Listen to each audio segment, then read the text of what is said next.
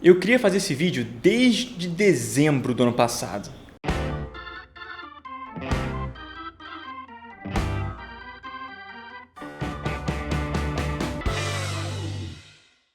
Fala galera, Tecla Rafa primeiro aqui, e esse vídeo na verdade é uma resposta, digamos assim, a uma enquete que foi feita lá no grupo do Dois Quadrinhos do Facebook, do Vinícius, aquele abraço Vinícius. E a enquete era a seguinte: tinha acabado de sair a Comic Con, né? A galera tá voltando pra casa, animada, cheia de quadrinho novo, e perguntaram o seguinte, deixa eu ler aqui. Vocês acham que a HQ nacional cresceu a ponto de competir com a HQ gringa? E muita gente comentando, falando não, sim, não, e debatendo sobre, enfim, gerou engajamento, foi um debate até interessante, eu diria. Mas a resposta para isso não é uma pergunta, não é uma coisa que a gente tenha que conversar e tal. Não é, entendeu? Não é.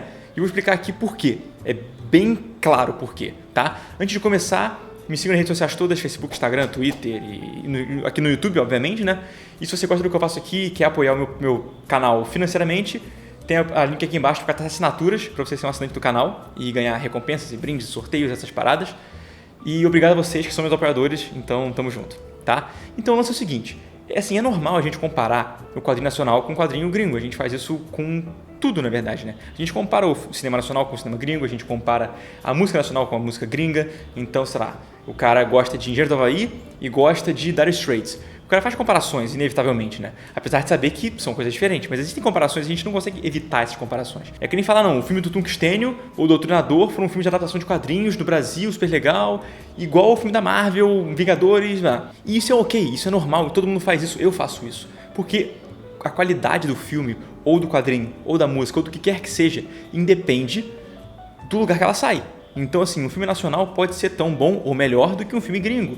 E uma música nacional pode ser pior do que uma música gringa ou vice-versa. Então não existe esse critério de que, não, é gringo é bom, é brasileiro é ruim e vice-versa. Isso não existe, tá? Até porque no mercado americano de quadrinhos tem muita coisa ruim, muita mesmo, e muita coisa boa. No brasileiro tem muita coisa ruim e muita coisa boa. Então não é o de onde veio que define se é bom ou ruim. Então comparações qualitativas, né, desse aspecto, desse âmbito de que é bom ou ruim, é legal ou não, é mal desenhado, é bem desenhado, é bem colorido, é mal colorido, são ok, são comparações válidas que merecem ser feitas.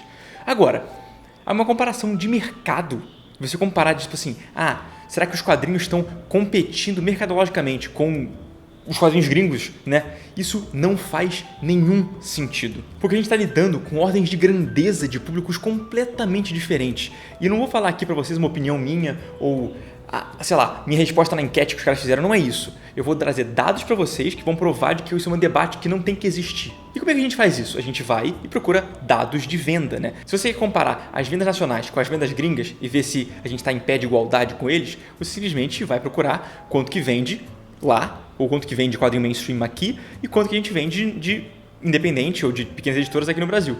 E esses dados estão na internet, ou pelo menos deveriam estar, né? Porque a Panini não disponibiliza os dados de venda delas. Isso é um problema, né? Um problema pro mercado, de forma geral, para nossa cena que a gente tenta ser o mercado. Então, Panini, seria legal você divulgar esses números, sacou? Eu procurei, eu perguntei para amigos meus e ninguém sabe, né? O último dado que a gente tem de venda de Panini, venda de super-heróis, essas paradas, é de 2015, que eu achei num blog, que eu vou deixar o link aqui na descrição, tá? Que ele também achou de um outro site de notícias. Então, assim, eu não sei nem se essa fonte é confiável de fato. Me pareceu ser, tá? Mas, de qualquer forma, o link tá aqui embaixo para vocês conferirem. O ponto é que em 2015, vou até ler aqui. Em 2015, Batman, né, aqui foi feito 28 mil exemplares, tá? E eu sei que essa tiragem de 28 mil não vende igual é feito, né? Isso rola na gringa também, né? Os caras fazem muito quadrinho para distribuir, para jogar nas bancas e tudo mais, e esses quadrinhos nem sempre vendem, acabam encalhando, vão para sebo e tudo mais. Então, essa tiragem de 28 mil virou uma venda de 9 mil, tá? E Liga da Justiça, que estava em segundo lugar, que foi tirar uma tiragem de 20 mil e o site não soube informar quantos venderam. Bom, isso é em 2015, tá? 2015, tem bastante tempo atrás já, 4 anos. E Batman e Liga da Justiça. Coisas que estavam vendendo bem na época, tá bom? Aqui no Brasil, isso é aqui no Brasil, tá?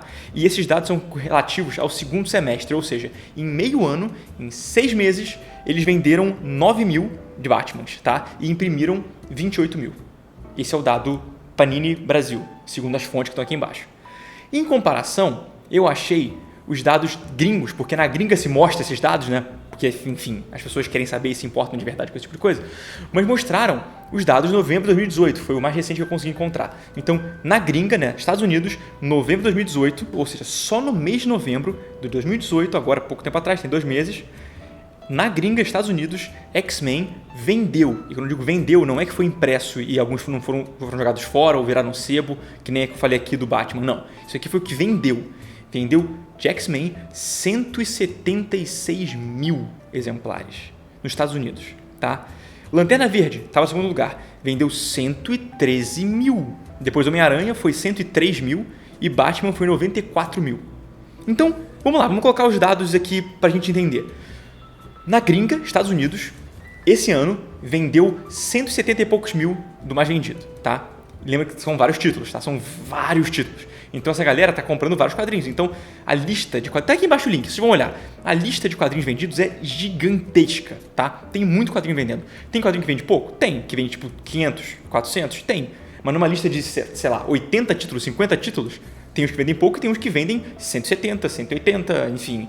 Muito quadrinho, tá bom? Isso Estados Unidos. Compara com o Brasil. É notável a diferença, né? Vamos pegar o Batman de exemplo, então. Na gringa, venderam em um mês, venderam 94 mil Batmans. Aqui no Brasil, em 6 meses, venderam 9 mil Batmans. 94 mil em um mês, 9 mil em 6 meses, tá? Ok, tem um gap aí de 2015, 2018, então hoje em dia talvez até venda mais aqui no Brasil, eu imagino, não sei, não tenho esse dado, não posso afirmar, tá? Mas enfim, é notável a diferença, né, de quadrinho do Batman, mesmo título, do Batman lá e do Batman aqui, tá? Então só por esse dado já dá claramente para perceber a diferença. Lembrando que a tiragem do Batman aqui era de 28 mil, tá bom? Dito isso, vamos falar agora do Pipoca Nanquim, que é uma editora brasileira menor, tá? Que publica quadrinhos gringos. Então eles são brasileiros, mas publicam quadrinho gringo. Então não se classificariam como quadrinho nacional, né? São quadrinhos gringos importados. Enfim, são muito bons, inclusive, adoro, mas são quadrinhos gringos, tá? No vídeo recente deles, vou deixar o link aqui embaixo também, eles falaram que a tiragem que eles fazem varia entre 4 e 5 mil, tá? A primeira que eles fizeram foi de 2 mil, depois fizeram mais 1.000, se eu não me engano, e aí fazem em torno disso aí, 4 mil, 5 mil, 7 mil, acho que falaram que teve um que fizeram tipo 3 depois 4, ou 4 depois 3, então tá aí, não chega nem a 10 mil, tá? Então assim, eles estão ali entre 4 e 5 mil. Pipoca Nanquim, que é uma editora que ganhou a HQ Mix como melhor editora brasileira ano passado, tá? Então melhor editora brasileira, tirando Panini, né, porque a Panini tá fazendo coisa de gringa, editora de menor porte, né, ganhou o HQ Mix e imprime de 4 a 5 mil livros, tá? Lembrando que esses livros são impressos, como eu falei, é tiragem. Então o que vendeu disso ainda não chegou, né? Se chegasse, eles teriam que reimprimir e tudo mais. Então, eles vendem um pouco menos que isso, né? Essa é a tiragem que eles imprimem, tá? Dito isso, vamos agora para as editoras menores e para os independentes, tá? Eu, por exemplo, me pegando de exemplo. O Salto, quando eu lancei em 2017, minha tiragem foi de 1.000 livros, tá? Em um ano eu vendi esses 1.000 livros, em um ano. Fiz mais 1.000 que estão aí ainda, né? Porque a hype do início, que lança o lançamento, aí vende, aí vendeu tudo. Fiz mais 1.000, deve ter agora aí uns 400 ainda, 450, tá? No segundo ano de venda, né? Então eu espero escoar esses 400 e poucos agora nesse próximo ano. Então eu posso dizer que, vamos lá, extrapolando, em 2 anos eu fiz 2.000, né? Eu vendi 2.000 livros, tá? No Silas, como eu já vi que eu tenho um público maior agora, teve um crescimento e tudo mais, já fiz 2.000 de cara. Então a ideia é que eu venda 2.000 pelo menos, tá? Então eu aqui sou um cara que, vamos lá, eu não sou o melhor autor do Brasil, super premiado e tudo mais, mas também não sou um cara que começou ontem, né? E então eu sou aqui, vou botar que eu sou a média.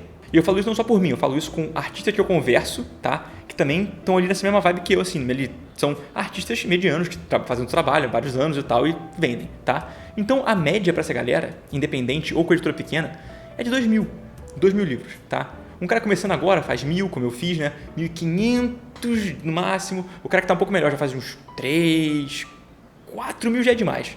Eu acho muito difícil alguém fazer por 4.000, tá? Agora, vamos lá. Isso, como eu falei, são os valores de impressão, é a tiragem. E a gente escoa isso ao longo de um ano. Lembra que eu falei? Eu vendi em um ano 1.000 saltos.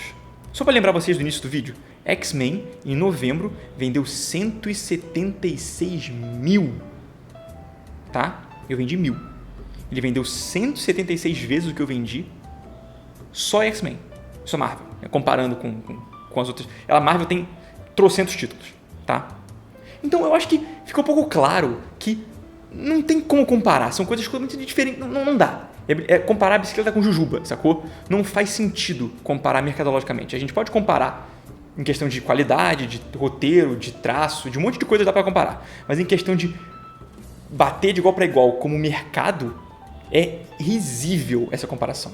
Não faz nem sentido, tá? Então assim, não comparem a gente com os americanos, com os gringos de forma geral, né? Do tipo, não, esse aqui é um pouco mais caro, né? O nacional, pô, ele livro aqui custa R$50, um quadrinho americano com mais páginas custa, sei lá, 35, né? Como é que os caras querem entrar no mercado com um valor mais caro de capa? Meu querido, quando eu faço 2.000, eu pago X na impressão.